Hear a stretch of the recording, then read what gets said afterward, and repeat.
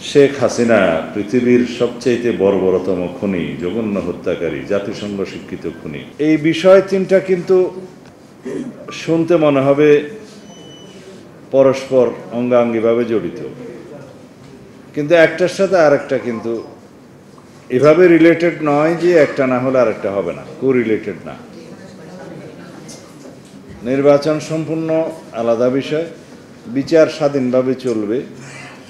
এই সরকারের পরে যারা সরকার আসবে তাদেরকেও সেটা টেনে নিয়ে যেতে হবে, এবং যতদিন পর্যন্ত জুলাই আগস্টের গণহত্যার নয়, শুধু বিগত 15-16 বছরে যত গুম, খুন, অপহরণ, এক্সট্রা জুডিশিয়াল কিলিং, পুলিশি হেফাজতে মৃত্যু, রাজনৈতিক নির্যাতনে মৃত্যুসহ যত মানবতা বিরোধী অপরাধ সংগঠিত হয়েছে সেগুলো বিচার করতে গেলে অনেক সময় লাগবে, এবং সেই সময়টা বিচার বিভাগ স্বাধীনভাবে বিচারিক প্রক্রিয়া চালিয়ে যাবে। সুতরাং বিচারের সাথে নির্বাচনের সম্পর্ক সরাসরি এইভাবে কোরিলেট করে অনেকে, সেটা ঠিক হবে না।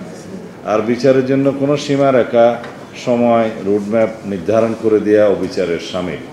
কারণ বিচারের দীর্ঘ প্রক্রিয়া আমরা সবাই জানি, এবং সুবিচার করতে গেলে সময় দিতে হয়, না হলে আসামি পক্ষ থেকে অভিযোগ আসবে যে অত্যন্ত দ্রুততার সাথে বিচার প্রক্রিয়া সম্পন্ন হয়েছে, যেন সাজা দেওয়ার জন্যেই বিচার করা হয়েছে, এরকম একটা অভিযোগ আসতে পারে। সুতরাং আমরা বলি যে অ্যাকিউজডকে অ্যাম্পল অপরচুনিটি দিতে হবে, তার নিজেকে নির্দোষ সাব্যস্ত করার সমস্ত সুযোগ দিতে হবে। এটাই ন্যায় বিচারের প্রক্রিয়া, মানদণ্ড। এখন যদি ম্যাক্সিম আছে যে জাস্টিস হারিড, জাস্টিস বারিড, যেমন জাস্টিস ডিলেড, জাস্টিস ডিফিটেড, এরকম জাস্টিস ডিনাইড এরকম আছে, এটার উল্টাটা হচ্ছে এটা জাস্টিস হারিড, জাস্টিস বারিড। তো সুতরাং ন্যায় বিচার নিশ্চিত করার জন্য আমাদেরকে যথেষ্ট সময় অপেক্ষা করতে হবে। তো সুতরাং বিচার প্রক্রিয়া কেউ কেউ বলে থাকেন যে সমাপ্ত হওয়ার পরেই নির্বাচন চাই, এই বক্তব্যটি সঠিক নয়, এগুলা আমরা খণ্ডন করি। বিচার গত 15-17 বছরের আমাদের কাছে যে খতিয়ান আছে 7,188 মনে হয়, যদি আমি ভুল না করে থাকি এরকম। তবে এই খতিয়ান আমাদেরটাও সঠিক না, এটা আপডেট হচ্ছে রেগুলার।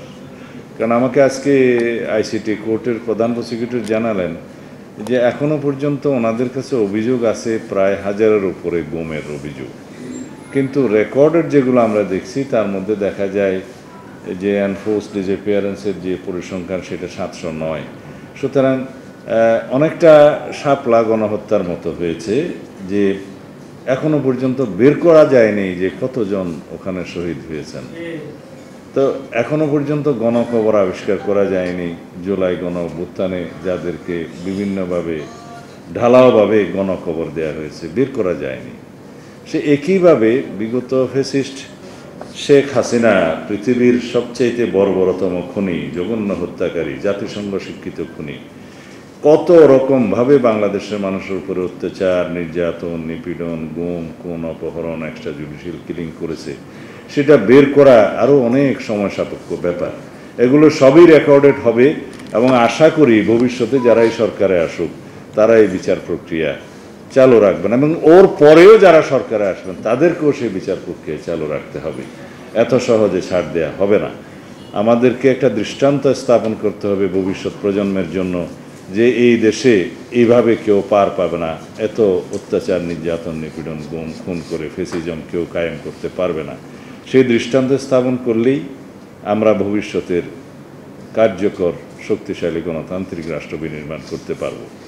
আমাদেরকে বলা হয় যে অতীতের ইতিহাস যেন আমরা সব সময় ঘাটাঘাটি না করি। যেমন আওয়ামী লীগের কেউ তখন বক্তৃতা দিলে মনে হয় যেন তারা ইতিহাস নিয়ে ব্যস্ত, ভূগোলের মধ্যে নাই। আমরা ভূগোল রচনা করব ইতিহাসের উপর ভিত্তি করে। আমরা আমাদের ভবিষ্যতের মধ্যে ইতিহাসকে ধারণ করব। আমরা ঐতিহ্য মণ্ডিত ইতিহাসকে যেমন ধারণ করব, এবং আমাদের জাতির উপরে যে নির্যাতন হয়েছে বিগত দিনে সেই ইতিহাসকেও আমরা ধারণ করব, স্মরণ করব ভবিষ্যৎ প্রজন্মের জন্য। এই ইতিহাস থেকে শিক্ষা নিয়ে যেন ভবিষ্যতে কেউ অত্যাচারী না হতে পারে সেরকম একটি শাসন ব্যবস্থা আমাদেরকে কায়েম করতে হবে। আমি কোথা থেকে কি বলে ফেলছি জানি না, সংস্কারে ছিলাম, বিচারে ছিলাম এবং নির্বাচনে আসি এখন। কারণ সংক্ষিপ্ত সময়ে এই সমস্ত বড় বড় বিষয়ে কথা বলতে গেলে অনেক সময় খুব জটিল বাক্য বিলাস করতে হয়। অবশ্য আমার বাক্য খুবই খারাপ।